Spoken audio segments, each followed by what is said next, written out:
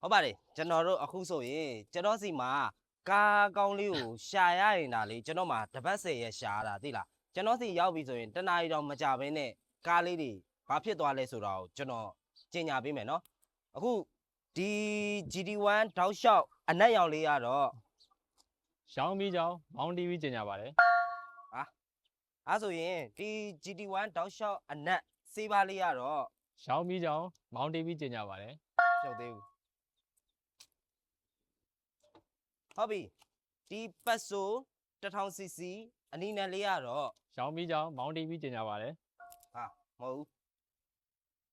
ကျွန်တော်တို့ဒီဟာရီယာကြီးကတော့ ရှောင်းပြီးကြောင်းမောင်းတီးပြီးကျင်ကြပါတယ်